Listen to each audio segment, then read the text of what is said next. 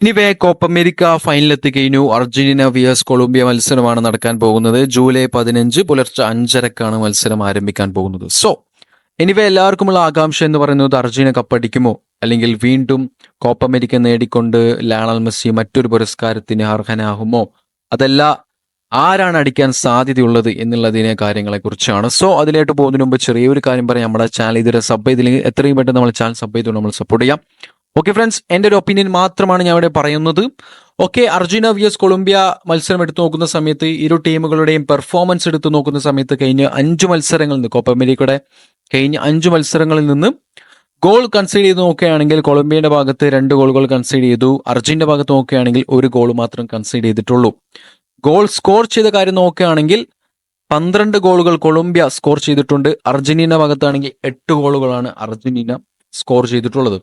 അതുപോലെ തന്നെ അസിസ്റ്റിന്റെ കാര്യം പറയുകയാണെങ്കിൽ 9 അസിസ്റ്റുകൾ കൊളംബിയ അടിച്ചിട്ടുണ്ട്. അതുപോലെ തന്നെ 7 അസിസ്റ്റ് മാത്രമാണ് അർജന്റീന ഭാഗത്തുള്ളത്. ഈ സ്റ്റാറ്റ്സ് നോക്കുകയാണെങ്കിൽ ഒരിക്കലും ഞാൻ പറയില്ല അർജന്റീന തോൽക്കും അതുപോലെ തന്നെ കൊളംബിയ തോക്കും എന്നത്.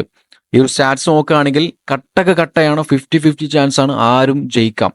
പക്ഷെ ചെറിയൊരു വ്യത്യാസം എന്ന് പറയുന്നത് അർജന്റീന ഗ്രൂപ്പ് സ്റ്റേജിൽ നിന്ന് ഫൈനലിലേക്ക് എത്തിയ ആ ഒരു way to the final Colombia എത്തിയ രീതിയും അർജന്റീന എത്തിയ രീതിയും വളരെ ഡിഫറൻ്റ് ആണ്. അർജന്റീന കാര്യം പറയുകയാണെങ്കിൽ അവർ ഗ്രൂപ്പ് സ്റ്റേജിൽ നിന്ന് ഫൈനലിലേക്ക് എത്തിയുന്ന സമയത്ത് ബുദ്ധിമുട്ടുള്ള ടീമുകളുമായിട്ടുള്ള കളികളൊന്നും അധികം ഉണ്ടായിട്ടില്ല. ഗ്രൂപ്പ് സ്റ്റേജിൽ ഉണ്ടായിരുന്ന കാനഡയുമായിട്ട് തന്നെയാണ് സെമി ഫൈനലും നേരിട്ടത്. പക്ഷെ കൊളംബിയന്റെ കാര്യം അങ്ങനെയല്ല. ഗ്രൂപ്പ് സ്റ്റേജിൽ ബ്രസീൽ ഉണ്ടായിരുന്നു, ബ്രസീലിനെ തളച്ചിട്ടിരുന്നു. അതുപോലെ തന്നെ സെമി ഫൈനലിൽ ഉറുഗ്വേയാണ് അവർ പരാജയപ്പെടുത്തിക്കൊണ്ട് ഫൈനലിലേക്ക് എത്തുന്നത്. വളരെ ഡിഫിക്കൽട്ട് ആയിട്ടുള്ള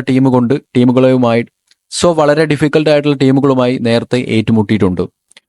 ക്വാർട്ടർ മത്സരം, ക്വാർട്ടർ ഫൈനൽ ആ ഒരു മത്സരം അർജന്റീന തോൽക്കാൻ സാധ്യത ഉണ്ടായിരുന്നു. ആ മത്സരത്തിൽ ആ മാച്ച് കണ്ട എല്ലാവർക്കും മനസ്സിലാവും അർജന്റീന മികച്ച പെർഫോമൻസ് ഒന്നും കാഴ്ചവെച്ചിട്ടില്ല.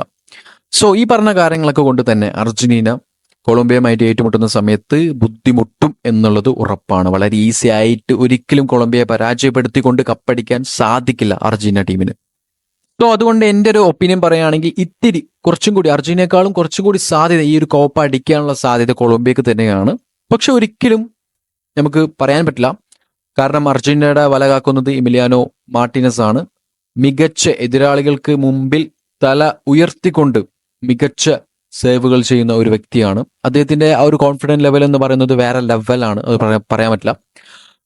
അതുപോലെ തന്നെ ലയണൽ മെസ്സി, സാക്ഷാൽ ഇതിഹാസം ലയണൽ മെസ്സി അർജന്റീന കളത്തിലുണ്ട്. എന്തും സംഭവിക്കാം. പക്ഷെ എൻ്റെ ഒരു പേഴ്സണൽ ഒപ്പീനിയൻ വെച്ച് പറയുകയാണെങ്കിൽ കഴിഞ്ഞ മാച്ചുകളൊക്കെ അനലൈസ് ചെയ്ത് പറയുകയാണെങ്കിൽ ഇത്തിരി ചാൻസ് കൊളംബിയക്കാണ്. കൊളംബിയ ജയിക്കാനാണ് സാധ്യത. ഓക്കെ ഫ്രണ്ട്സ്, കണ്ടറിയാം ആര് വിജയിക്കുമെന്നുള്ളത്. നിങ്ങളുടെ അഭിപ്രായങ്ങൾ കമന്റ് ബോക്സിൽ കമന്റ് ചെയ്യാം. അർജന്റീന വിയസ് കൊളംബിയ മത്സരം ആരടിക്കാനാണ് നിങ്ങൾ കാണുന്നത്, അല്ലെങ്കിൽ നിങ്ങളുടെ മനസ്സിലുള്ള സാധ്യത എന്താണ് എന്നുള്ളത് കമന്റ് ചെയ്യണം. കമന്റ് ചെയ്യാൻ മറക്കരുത്. ഓക്കെ ഫ്രണ്ട്സ്, വീഡിയോ അവസാനിപ്പിക്കുന്നു. ഇതുപോലത്തെ പുതിയ വീഡിയോകളുമായി സ്കോറസ് മൈൻ നിങ്ങൾ മുന്നേക്ക് എത്തുവാൻ ചാനൽ സപ്പോർട്ട് ചെയ്യുക, ലൈക്ക് ചെയ്യുക, സബ്സ്ക്രൈബ് ചെയ്യുക. Bye, it's me scores mine.